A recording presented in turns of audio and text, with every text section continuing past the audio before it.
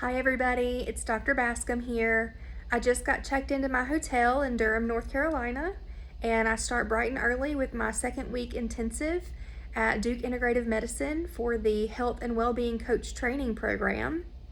I am one of 37 people that were selected from the United States and Mexico to be a part of their first face-to-face cohort since pre-COVID. So I'm very excited to be here and to be a part of this group. It's been a wonderful learning opportunity so far. It's a lot. It's every day is very packed, and then we had work in between the last intensive and this intensive, and then I'll have more work after this. But it's been great, and I just wanted to use this opportunity to create a very short video about what is coaching, and this is going to be like at the elementary level. So coaching is like a cousin of counseling and therapy, but there are some major differences. And I would say the first major difference is I don't deal with your past. I want to deal with your future. So I want to get you from who you are now to who you want to be, or the best you that you can be. And so I don't deal with trauma. So therapy and counselors, if you're dealing with any type of trauma, if you're a trauma victim, then I may recommend that you see a therapist or a counselor. But that doesn't mean that I can't work with someone who has had a trauma experience. But I work with trauma survivors. So if your mindset is a trauma survivor and you're ready to invest in yourself, then I can partner with you and be your coach to help you get to where you want to be for your best future. When I started the program, I was really starting to learn how to be a better coach and to legitimize my coaching business, to be able to say I trained at Duke University, at Duke Medical School. But what I realized was I could benefit from coaching. And so as part of our process, the 37 of us coach each other. And since March, I have been being coached by numerous classmates of mine. And I thought at first, I'm going to be a terrible client. I came here to learn how to be a coach, not to get coached. I don't have these big problems per se. You know, I'm a pretty successful individual. That's why I want to do this. And what I have realized is that I do have things that I need to work on to be a better me and to be the person that I want to be. And so just since March, some of the things that I have done that my classmates have coached me on is I quit drinking Diet Cokes and sodas. So no more Diet Coke and soda. I have committed to losing 20 pounds, and so I am well on my way. I was already gluten-free. I've been gluten-free for like 10 months now, and I was already working out with a personal trainer. I was working out with a personal trainer 2 to 3 times a week since November. Just hadn't seen the scale move, and so through the coaching process, realized some things that I needed to change and what I really needed to commit to. You know, what was I willing to do to lose the weight? And so the scale has started to move, and I'm excited about that. The biggest thing is I committed to this coaching career change, and I decided to sign my part-time contract with the university that I was working with and try and build this business. And so coaching helped me make that decision and commit to it.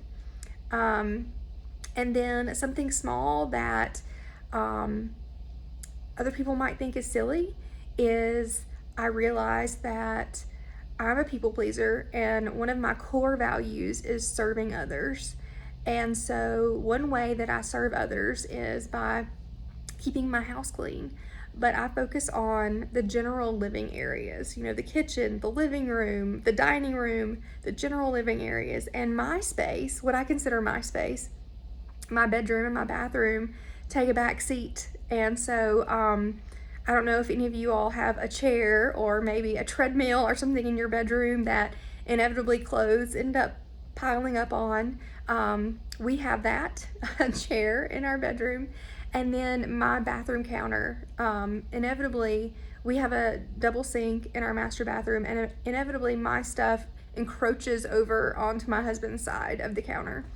And my husband is very OCD, And so his closet is color coordinated, and if you know him, you get that, right?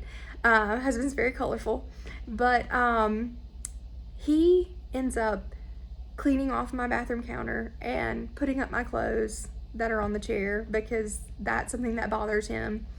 And so we kind of made a joke out of it after all these years that, I do the grocery shopping and take the kids to the doctor and those kind of things. And he puts up my laundry and cleans off my bathroom counter.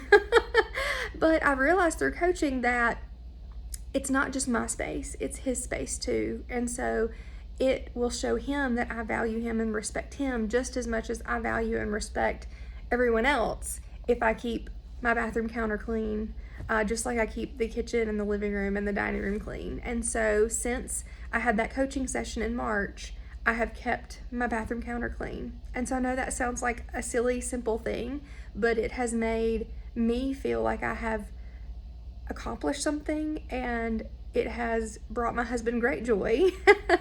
And so that leads me into saying something else about coaching that I have found very valuable is it's a space where you can share your goals and your desires for your life without judgment. And a lot of times we feel guilty.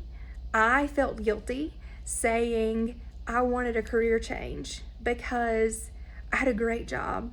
I had a great job that I had worked hard for. I have a bachelor's degree, 2 master's degrees, and a doctorate. I have worked hard to be where I am in that space in my career. And so just talking to anybody about that, I felt very judged. I felt very guilty of saying I feel held hostage. I feel like I'm still having to answer to somebody else and punch a clock, so to speak, and I'm an hour away from my children should they need me. I felt guilty thinking all those things because it's a great job. It's a job that other people would want and be jealous of me getting at such a young age, so to speak. I felt guilty saying I want to lose 20 pounds because I have PCOS, and other people who struggle with that maybe much larger than me and want to lose 100 pounds. How shameful I would feel for saying I want to look good in a bathing suit this summer, and some people would just say you should be confident in the body that you have and be happy that you're not bigger. How silly I would feel to say I'm going to work on cleaning off my bathroom counter when other people are dealing with homelessness or just having the stuff to clutter the bathroom counter with. But we each have our own struggles and our own issues and these things that will make us feel better, that we want to work on as individuals. And so coaching is a safe space to discover those things and to make a plan to reach those goals that you have, whatever they are. And so an example of that is one of my clients came to me with the mindset of working on issues with her job and her career. And she discovered through our coaching session, our very first coaching session actually, that what she needed to work on was her marriage. And so we spent the rest of our coaching sessions so far up to date working on her marriage. And so we uncovered that and discovered that that was actually what she needed to work on. So that's a very elementary explanation of what coaching is and how it's different from counseling and therapy. It's learning how to reach your goals. And with my process with way coaching based on the nursing process, you really learn how to think. And so you can make your own decisions. You can use this process in the future with any other challenge that you may face. And so I'm excited to share more about that with you all and share more about what I'm learning from the Duke program with you all. But that's what I wanted to share tonight before I get settled in and get ready for my big day tomorrow. So God bless you all, and I hope you find your way.